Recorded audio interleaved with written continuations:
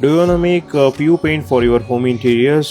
ಯೋಚನೆ ಮಾಡಿ ಈ ರೀಲ್ ನ ಸೇವ್ ಮಾಡ್ಕೊಳ್ಳಿ. This involves all the steps. Step number 1, body filler ನ ಯೂಸ್ ಮಾಡಿಕೊಂಡು ಎಲ್ಲ ಜಾಯಿಂಟ್ಸ್ ಅಂಡ್ ಹೋಲ್ಸ್ ನ ಫುಲ್ ಕಂಪ್ಲೀಟ್ ಆಗಿ ಫಿಲ್ ಮಾಡ್ತಾ ಬನ್ನಿ. ಸ್ಟೆಪ್ ನಂಬರ್ 2, ಸ್ಯಾಂಡ್ ಪೇಪರ್ ಇಂದ ಪ್ರಾಪರ್ ಆಗಿ ರಬ್ಬಿಂಗ್ ಪ್ರೊಸೆಸ್ ಮಾಡಿ ಆಂಡ್ಯುಲೇಷನ್ಸ್ ನ ಕಂಪ್ಲೀಟ್ ಆಗಿ ಲೆವೆಲ್ ಮಾಡ್ಕೊಳ್ಳಿ. ಸ್ಟೆಪ್ ನಂಬರ್ 3 ನಲ್ಲಿ ಎಪಾಕ್ಸಿ ಸೀಲರ್ ನ ಸ್ಪ್ರೇ ಮಾಡೋದ್ರಿಂದ ಪೋರ್ಸ್ ಎಲ್ಲ ಫಿಲ್ ಆಗುತ್ತೆ. ಸ್ಟೆಪ್ ನಂಬರ್ 4 ನಲ್ಲಿ ನ್ಯೂಟ್ರಲ್ ಬೇಸ್ ಕೋಟ್ ನ ಅಪ್ಲೈ ಮಾಡೋದ್ರಿಂದ ಸರ್ಫೇಸ್ ಕಂಪ್ಲೀಟ್ ಆಗಿ ರೆಡಿ ಆಗುತ್ತೆ. ಸ್ಟೆಪ್ ನಂಬರ್ 5 ನಲ್ಲಿ ಎನ್ಸಿ ಪಟ್ಟಿ ಯೂಸ್ ಮಾಡಿಕೊಂಡು ಕಾರ್ನರ್ ಗ್ಯಾಪ್ಸ್ ನ ಫಿಲ್ ಮಾಡಬೇಕಾಗುತ್ತೆ ಮತ್ತೆ ಆಂಡ್ಯುಲೇಷನ್ಸ್ ನ ಕರೆಕ್ಟ್ ಮಾಡಬೇಕು ಅಂಡ್ ಇಲ್ಲಿ ಎಪಾಕ್ಸಿ ಸೆಕೆಂಡ್ ಲೇಯರ್ ಕೂಡ ಅಪ್ಲೈ ಮಾಡಬೇಕು. ಸ್ಟೆಪ್ ನಂಬರ್ 6 ನಲ್ಲಿ ಕಲರ್ ಸೆಲೆಕ್ಷನ್ ಮಾಡಿರೋದು ಸ್ಯಾಂಪಲ್ ಪೀಸ್ ನ ರೆಡಿ ಮಾಡಿಸಿ ಇಲ್ಲೇ ಟ್ರಯಲ್ ನ ನೀವು ನೋಡ್ದಂಗೆ ಆಗುತ್ತೆ. Then apply on the actual product. Step number 7 ನಲ್ಲಿ ಕಲರ್ ಅಪ್ಲಿಕೇಶನ್ ಆದ್ಮೇಲೆ ಅದ್ರ ಮೇಲೆ ಒಂದು transparent acrylic or lacquered coat ನ ಅಪ್ಲೈ ಮಾಡಬೇಕಾಗುತ್ತೆ. It comes in both matt and glossy. Here are some more pro tips.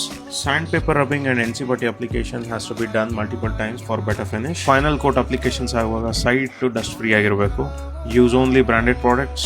Painters must be skilled and experienced. ಇದೇ ತರ ಅಪ್ಡೇಟ್ಸ್ಗಾಗಿ CNM Architecture ಪೇಜ್ನ follow ಮಾಡಿ.